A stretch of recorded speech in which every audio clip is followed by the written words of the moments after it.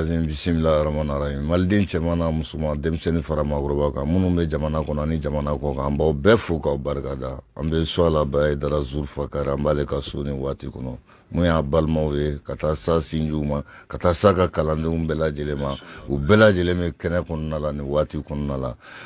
An y'a ye k'a fɔ Ala jarabi kɔni o ye so a la bɛɛ dara sɔrɔ ni waati kɔnɔna la a bɛ Ala ka bila de kɔnɔna la. Kuma dɔnbali de bɛ kuma fɔ k'a bila yɔrɔ dɔw la nka n'i bɛ kuma dɔn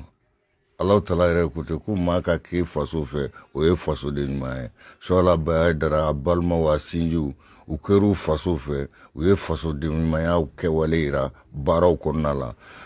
Artiste fɛn fɛn bɛ yen kumakɛla fɛn fɛn bɛ yen dɔnnibaga fɛn fɛn bɛ yen fɛn fɛn bɔra ka foli kɛ Suala bɛɛ dara ka ko la somɔgɔw y'a jira k'a fɔ k'u ka foli b'u bɛɛ lajɛlen ye. An minnu yɛrɛ fɛnɛ bɛ ka baara ninnu kɛ cogoya min na fasoden minnu bɛ kɔ kan u bɛ se ka faamuyali sɔrɔ u tulo bɛ se ka mɛnni kɛ fɛn minnu bɛ ka kɛ kɛnɛ kɔnɔ ani fɛn minnu bɛ sen na nin waati kɔnɔna la fasodenw bɛ se ka bɔ o kalama cogoya min na an b'o kɛwale de kan k'o kɛ nin waati kɔnɔ. O tuma alisilamɛw halisa an bɛ Ala deli ka kira deli Ala ka jisumaba kɛ nin fura ye. An bɛ jamana marabaaw yɛrɛ fɛnɛ an b'u fo k'u barikada k'u fo k'u waleɲuman dɔn. Fasoden bɛɛ lajɛlen tɛ kelen ye u ye fɛn fɛn fɔ Suala bɛɛ dara somɔgɔw u ko k'u bɛ boli o sira fɛ jamana tɛ mɔgɔ kelen ta ye jamana ye bɛɛ lajɛlen ta ye nka lakalibaga dɔw fɛnɛ bɛ yen an tɛna an da don o bɛɛ lajɛlen na nka nin ye sunkɔrɔla kuma de ye. Sabula ka da kan n'i ko ko Zulfa Kari ko ne sori lezina amanu n'i ko ko Zulfa Kari ko ko Tijaniya n'i ko ko Zulfa Kari i bɛ fɛn fɔ jɔyɔrɔ yera mun na fasoko kɔnɔna la ekɔliso ko ko tɛ télévision so ko ko tɛ radio so ko ko tɛ artistes dɛmɛli ko ko tɛ maa dama min fɛnɛ bɛ yen n'a bɛ hinɛ olu la bunahadamaden hakɛ min bɛ yen cɛsalimuso hakɛ min bɛ yen n'a bɛ hinɛ olu fɛnɛ na Ala de b'o dan dɔn. Olu bɛɛ lajɛlen ko k'u bɛ dugawu kɛ Suala bɛɛ dara ye Ala jarabi Ala deli ka kira deli ka conseil islamique maaw yɛrɛ fɛnɛ olu fɛnɛ bɛ k'u seko min kɛ nin ko la an b'u fɛnɛ fo k'u barikada ka Seku Elhaji Makiba yɛrɛ fɛnɛ fo k'a barikada ka silamɛ tɔn diinɛ maaw fo k'u barikada an y'a ye k'a fɔ n ko jaja ni silamɛw ka ko wulila silamɛw bɛɛ lajɛlen de bɛ bɔ o ko la o tuma silamɛ ko ye silamɛ ko de ye an bɛ nin bila Ala ka se Tyson ma ka Tyson ɲininka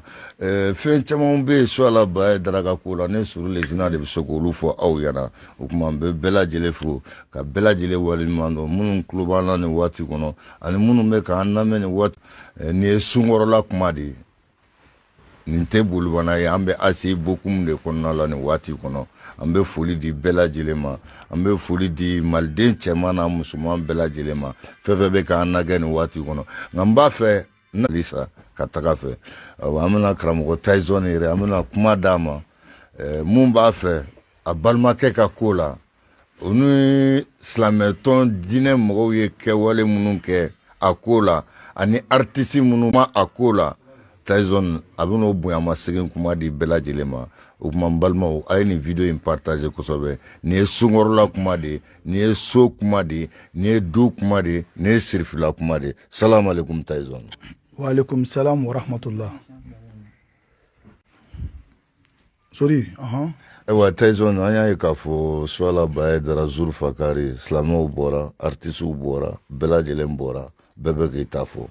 nka an y'a ye aw ma k'u ka muɲu ka sabali Ala jarabi de ye nin bɛɛ ye Suala bɛ Ala de ka bila kɔnɔna la an tɛ se k'a fɔ ko nin ye ko wɛrɛ ye an b'a fɔ de Ala ka bila kɔnɔna la silamɛ ka kumakan ye o de o tuma e yɛrɛ bɛ se ka mun fɔ fasodenw ye ani jamanadenw ye ani jamana marabaaw ye ani silamɛ diinɛ maaw ye ani artiste minnu bɛ yen n'u bɛ ka kuma nin waatiw kɔnɔna la i bɛ se ka mun fɔ an ɲɛna. Sori an bɛ foli kɛ fɔlɔ kanubaga bɛɛ la alhamdulilah ani silamɛ bɛɛ ani an dɛmɛbaga bɛ yɔrɔ o yɔrɔ a fitinin a kumaba an b'a bɛɛ fo ni assalamu alaikum wa rahmatullahi ta'ala wa barakatuhu o de ye silamɛya ni kisi foli ye Sori o kɔfɛ i b'a dɔn min m'an na yan an dusuku kamikaminen don ko min y'an sɔrɔ a y'an tɔɔrɔ kosɛbɛ kosɛbɛ sabu an kɔrɔkɛ ani an ka ɲɛmɔgɔ n'o ye Seyid Muhammad Suala Baya Haidara Zulfa Kari kasara min y'a sɔrɔ a ma dogo jamana kɔnɔ mais an tɛna an da don o bɛɛ détail la bɛɛ kɔni b'a dɔn bi suwala bɛ degun min kɔnɔ parce que a tɛ Bamakɔ yan yɛrɛ a bɛ fɔ Joyi la sori i y'a fɔ cogoya min na kuma dɔw la i bɛ fɛn dɔ laɲini a bɛ k'i kɔnɔ k'i ka hɛrɛ b'o la Ala yɛrɛ y'o fɔ a ko asa an takrahu shay'an fa huwa khayrun lakum wa asa an tuhibbu shay'an fa huwa sharrun lakum a ko kuma dɔw fɛn dɔ bɛ diya i ye i bolo i ka hɛrɛ don mais i b'a sɔrɔ i ka tɔɔrɔ don ko dɔ fɛnɛ bɛ yen i bolo i ka tɔɔrɔ b'o la o de y'i ka hɛrɛ donc sori an bɛ laɲini min kɛ Ala k'a kɔ kɛ hɛrɛ ye min kɛra a ma dogo silamɛ bɛɛ wulila k'i jɔ k'a daminɛ Sherif Usman Madani Hayidara a tɛ dugu in na a bɛ fɔ Amérique ko in kɛra ka se bi ma a ye cɛsiri min k'a ko la a ma dogo ka fara a ka vice président kan n'o ye Kontaw ye a fana ye baara min kɛ o conseil islamique tɔgɔ la a ma dogo o conseil islamique président ba ye Sherif Usman Madani Hayidara de ale ka dangan ye o ye sunnamɔgɔ ye o ye Cheikh Kontaw ye maa min baara in kɛra depuis biji kɔnɔ Kontaw ye silamɛw wele ka o conseil bureau mɔgɔw wele ka commission dɔ sigi walima comité dɔ sigi min tɔgɔ ko comité de crise min bɛ se k'i charger suwala ka ko la min bɛ se ka taa kuma faamaw fɛ walasa ko in jisuma ka k'a fura ye parce que sori an bɛ yɔrɔ min na bi jamana fan caman de kalayalen don ko wɛrɛw bɛ jamana kɔnɔ kow ka ca bon n'a fɔra ko nin ko ɲɔgɔnw ka taa fara a kan a bɛ na ni fitinɛ ye a bɛ na ni ko caman ye jamana kɔnɔ min t'an si ka laɲini ye o de la an bɔra pacifiquement kabi suwala convoquera fo ka se bi ma an ye lajɛ o lajɛ kɛ an ye kuma o kuma kɛ an y'a bɛɛ kɛ pacifiquement an taara an jɔ biji da la polisi ma n'o tɛ kalanden caman dimina u ko an ka taa karamɔgɔ bɛ don yɔrɔ min na an yɛrɛ bɛ don yen an ka taa an ka kari an ka kɛ tan n ko non an k'a to tan ni Ala sɔnna ma daɲuman bɛ don ko in na a bɛ nɔgɔya n b'a la an selen fo kasobonba da la mɔgɔw dimina k'u bɛ kɛlɛ kɛ n ko non n'aw bɛ ne lamɛn k'aw ka karamɔgɔ ye anw ye aw ka diinɛ minɛ yɔrɔ ye anw ye a ye sabali an ka segin an ka taa an ka duba da la Daraville la o ye fasoden ɲumanya ye sori n taara ni mɔgɔw ye o y'a sɔrɔ mɔgɔw pɛrɛnnen don kɛlɛ kama ko f'u ka kɛlɛ de kɛ ka mankan wuli ko f'u ka karamɔgɔ ka bila walima u bɛ don karamɔgɔ nɔfɛ u ni karamɔgɔ yɛrɛ bɛɛ bɛ don kaso la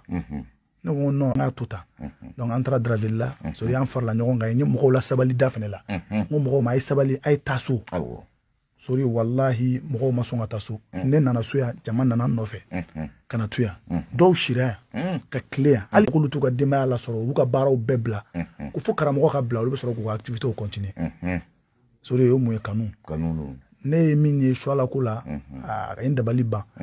ne tun b'a dɔn suwala kanunen don mais ka kanu nin cogo la wallahi ne tun ma o ye mais bi de n y'o ye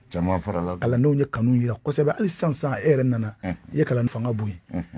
diinɛ lasela don peut-être a kumatɔ diinɛ lase wajulu kɛtɔ a bɛ se ka kuma dɔ fɔ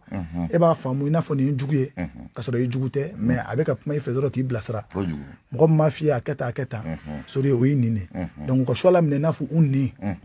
suwala bɛ min fɔ a da la a n'a bɛ min waleya a bɛɛ ye kelen c'est à dire dusukun ɲuman b'a la ka ɲɛsin a faso in ma wa surasi minnu bɛ fanga la fɛnɛ sori suwala juguw tɛ a balimaw de don dɔw y'a kɔrɔw ye dɔw y'a dɔgɔw ye c'est surtout minnu bɛ yen n'u bɛ k'i ka jamana mara et puis minnu bɛ yen n'u delila ka kɛlɛ kɛ jamana in ye i tɛ se ka k'olu jugu ye donc u k'a faamu dɔrɔn suwala ye kɔni wajulukɛla ye a bɛ sunguruba ladi tuma min n'o bɛ baari kɔnɔ a bɛ gulɔmina ladi tuma min n'a bɛ gulɔ daga kunna a bɛ jogojugu ladi tuma min n'a bɛ jogojugu la a bɛ sobiyetala ladi tuma min n'a bɛ sobiye kunna a bɛ c'est à dire karamɔgɔ yɛrɛ